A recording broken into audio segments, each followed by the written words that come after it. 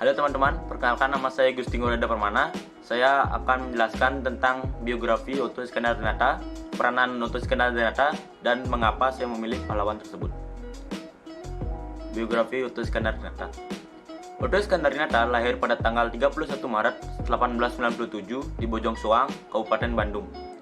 Merupakan salah satu pahlawan nasional Indonesia. Raden Oto Iskandar-Dinata mendapat julukan Si Jalak Harupan.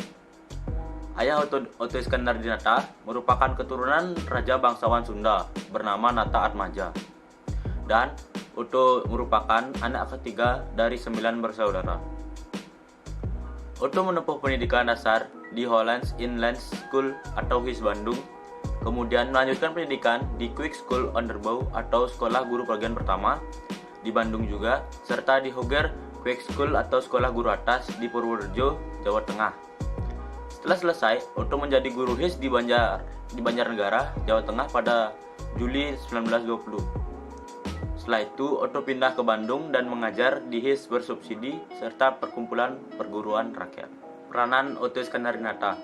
Peranan spesifik Oto Iskandar-Dinata pada saat penyusunan teks proklamasi bisa dijumpai pada buku yang berjudul Angkatan Baru 45 karangan BM Diah yang terbit pada tahun 1983. pada halaman 243 sampai 244, serta buku catatan BM Diah yaitu peran Provital Pemuda seputar lahirnya proklamasi 17 Agustus 45, terbitan 2018 yang diedit oleh Dasman Jamaluddin yang terdapat pada halaman 310.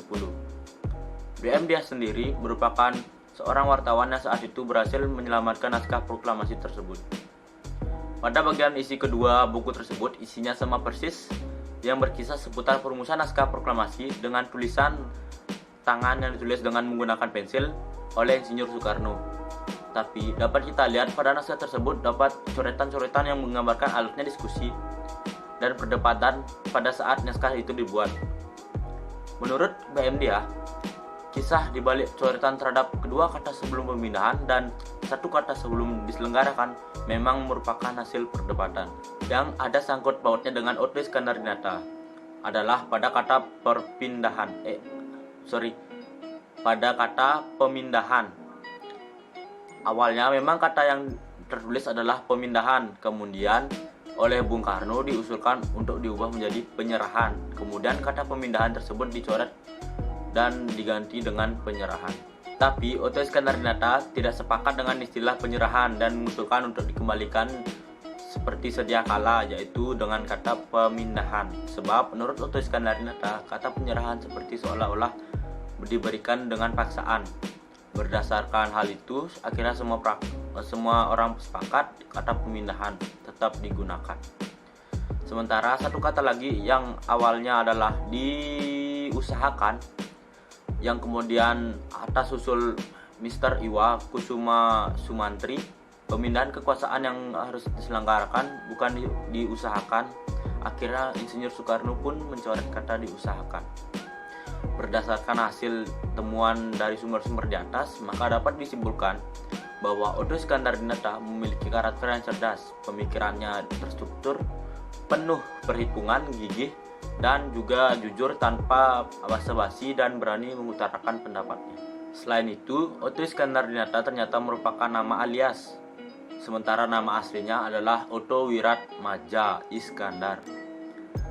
Hanya saja perihal nama ini masih terbuka peluang untuk menelusurinya lagi, yaitu kita dapat menelusuri apabila ada akte kelahiran dari Oto Iskandar-Dinata. Selama ini belum ada, maka penulis akan tunduk pada sumber yang ada tersebut bahwa nama asli Oto Iskandar-Dinata adalah Oto Wiratmadja Iskandar.